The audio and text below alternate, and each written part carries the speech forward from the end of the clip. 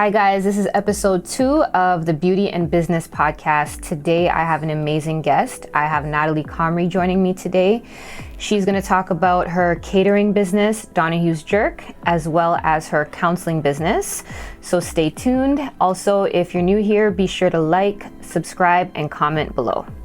Welcome to episode 2, guys, of the Beauty and Business podcast. Today's special guest is another friend of mine.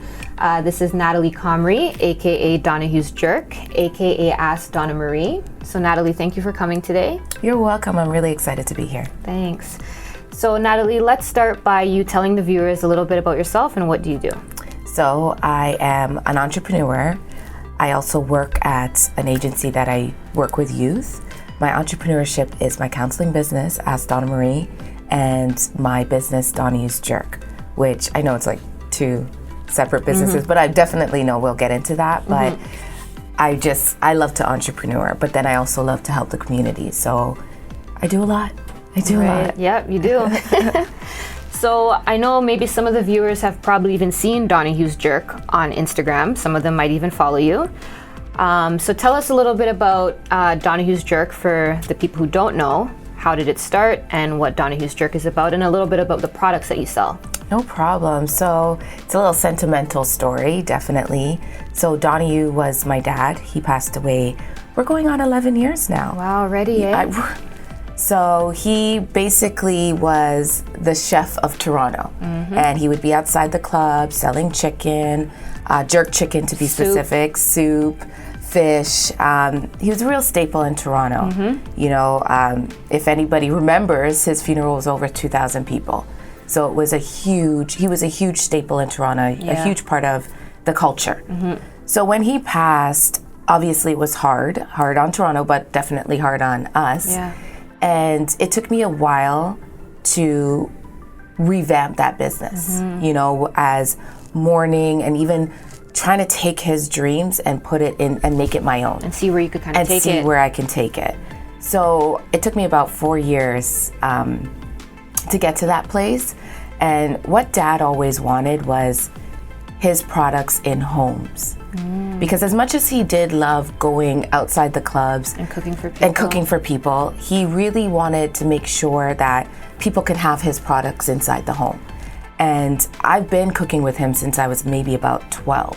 So I knew the products, I knew how to make them, and I just said, you know what, enough is enough. Let me try. Let me try a thing. So I put together the jerk sauce first, and that was a huge seller. People loved it. It's taking that jerk taste, but that smoked jerk taste, what he did outside the club, opened up the jump on, and you smelled that. I bottled that. Yeah. Right? So and it's so good. So it's been a journey, but I'm really excited. So we started off with the jerk sauce, and now we have barbecue sauce. Honey garlic is coming soon. We also have ginger shots to make sure you build up your immune system. And then we have different specials on days. So we have Saturday soup and Friday wings. That's amazing. That's so good. He's probably so happy. I hope so. Yeah. I hope so. And it's really, you know, it's a family thing because we get together, we talk about it as a family, and we just do the work. And we try to take every relationship we've had with him and put it into the products. And you have his jerk sauce in a couple store locations as well. Yes, I have it in 3 store locations. One is Tropical Nights in Ajax, Kingston Market and Kingston Road, and Gibbs West Indian Restaurant. That's good. Gibbos West Indian Restaurant. That's really good. And then you guys just launched your online store. Yes, I was very excited about that. Shout out to you because you definitely pushed me on that one. And it changes your life, and it lets customers really view your product like they're in the and they're stores. more accessible, right? Right. So that's where you can order anything Donayous's. Saturday soup, Friday wings, anything you need. Nice. That's right amazing. Yeah. That's good. Now, tell us about your Ask Donna Marie movement. Tell us a little bit about that. So that one's about 7 years old that I've been doing that. So by trade, I guess you would say I'm a child and youth worker. Right. And I've been working with youth for over 25 years. And I love it. I love being in the community. I love really helping youth grow and reach their dreams, especially Black youth, right? Yeah. So I decided actually it's longer than that, maybe about just after my dad had died 11 years ago, to start fostering. And trying to because I worked in group homes, schools, hospitals, I did all of that. And I just wasn't feeling fulfilled or feeling like I'm helping the youth the way that I knew I could, right? So I started fostering teenage girls, which was a lot. How do you find being a foster mom? A lot. This is how I describe it, and some people take me wrong, but it's my honest truth. Yeah. It's an invasion of your life. Oh, really? And if you take that commitment to take that invasion, you're gonna do the best work. Yeah. And I've committed to doing that for 11 years. So, but that's the only way that I can explain it. And being a foster mom, is it only teenage girls? Now I have a teenage boy, but it was teenage girls for the majority of that time. Yeah. And that's how Ask Donna Marie came out, is that helping these girls and really having that hands-on to know that there's no shift change, there's nobody else kind of having access to them and hurting them or messing up what they're working on. And I started doing programs within the home. And I'm like, these programs are good. Let me bring them out. So I started doing workshop, and I created Ask Donna Marie Counseling. Counseling families, counseling youth, counseling couples, individuals. I remember when you were doing the couples classes, those workshops. Yeah. Those were fun. It really targeted couples and over food, which I love. Yeah. Which, you know, most of the time I made the food. And so I was taking both of the things that I do great and adding it to one thing, which I'm doing again with Donayousjerk. Right. So I'll be doing cooking classes for kids. That's amazing. So it's awesome. Now, how do you find the pandemic has affected your businesses, whether good or bad? So it's been really good. I hate to say this because, you know, the pandemic has been emotionally draining for so many. Our mental health is out of whack. But for me, it was that push start to have that space to really start and focus on Donayousjerk and focus on Ask Donna Marie. Because it's like you kind of had the downtime, I had the downtime. I was still working. I still work with youth, with my agency. But what it did was quiet me. So that it's like, okay, now it's time to push and do your website. Ask the questions to the people that are inspiring me. And that it just gave me time. It gave me space. To do things that you probably didn't have the time to do. Exactly. You know, so it's been really good. Like the business has been active for a while, but since the pandemic, it's been productive.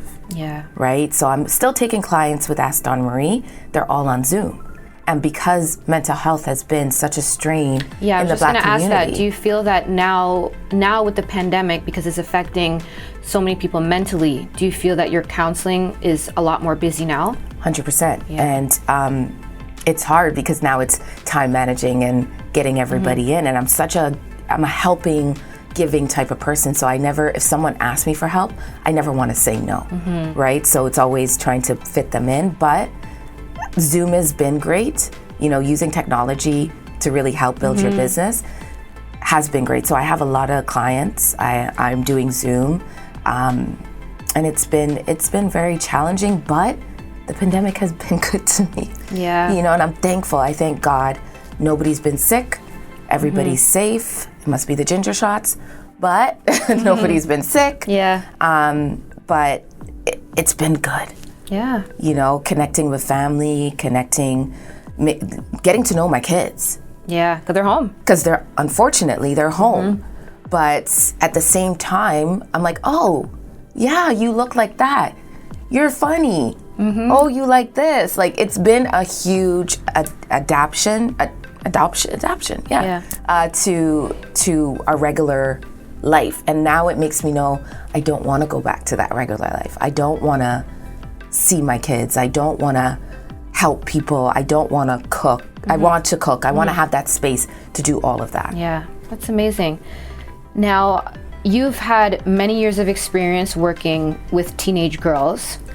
What advice would you give to, any young girl maybe viewing this right now, looking to maybe step out into the world at either like 18, 19, like what advice could you give them? So general advice, it would be connect to your self-awareness. Like I said, what that space gave me with COVID was connecting to me. Who are you? What are your desires? What are your hopes? What are your dreams? That's all self-awareness. What are your strengths? What are your weaknesses? What is lacking in our world today is that self-awareness. So teenagers are not looking at themselves in the mirror. They're looking at themselves on Instagram, or Snapchat, or Twitter. So true. So caring about the likes, right, and the views. Exactly. So really taking a step back and understanding who you are. Self-awareness is one of the most important things you can have as an entrepreneur, but as a person in general. Who are you? Yeah. What do you like? And I feel like a lot of girls that age, at like 18 and 19, nowadays, don't know who they are. Yeah. They want to be who they see on Instagram, or, oh my gosh, that girl looks so good, I want to look like that girl. It's that fake perception of who we are. Yeah. And it's taking over our world. I'm still a strong believer, and when I talk to parents or families, I'm always saying parents are the number one influence in any kid's life. And it goes throughout their whole life. But if parents don't see themselves as the number one influence, the kids will seek something else, right? So really standing in that power of, I am the number one influence. I see my daughter doing things, my 8-year-old, like, she will set up her space, or if the music is on, she knows it's time to cook. And, if she's gonna make herself a sandwich, she has to turn on some Steenie Bashman old school music, because that's what I'm doing. Yeah. As soon as the music goes on, they know it's cooking. Or, if she has to do her work, she sits down, oh, I have a client right now. So we're the influence in their life. Yeah, it's what they see at home, It's right? what they see at home. And I see that in my teenagers, even the ones I foster, the way that they're walking and talking, and they see the entrepreneur journey. They see how we're hustling every day. That goes on them. So yeah, there's gonna be other influences in your kid's life, but you're the number one. Teach them about self-awareness. Teach them to stand up. Teach them to be powerful, and the world will change. Yeah, and I think a lot of young girls need that. Yes, definitely. Yeah. Now, another question that I have for you, and this is a question that I ask every guest. What would you tell your 16-year-old self? Oh, that's a good question, because there's so many. I always say my 21-year-old self. Or your younger self. Yeah, but my younger self. Again, just when you drop, when you fall, get back up. Because we're gonna fall. Yeah. I think for me, one of my hardest things to learn as an entrepreneur was failure. Knowing that failure is what's going to build me. Yep. And that's what has taken me so long, and people that know me and know what I've been through and know the products I sell or the job that I do with Ask Donna Marie, they'd be like, duh, why aren't you already here? Like, you know what I mean? Because I had to. They don't realize how hard. It's definitely hard, but it's also, you have to fail in order to win. And once I was able to get that, oh, okay, I fell, let me get back up. Yeah. I was able to walk steadily and know that falling is part of what I need in order for this to keep going. Yeah. So I would tell her to fall and get back up. That's a good one. I like that. Thank you. Thank you. Well, thanks for joining us. Thanks for joining me today, Natalie. I really appreciate it. Let the viewers know where they can find you, your social media, and all that. You can let them know. So Ask Donna Marie is at Ask Donna Marie, so ASK Donna Marie, and Donayousjerk at Donayousjerk. So that's on Instagram, that's on Facebook, and that's the email. So you put at Gmail after Ask Donna Marie, at Gmail after Donayousjerk, and our website is donayouse.com. That's amazing. Thank you. Thank you very much. This was so fun. Thank you.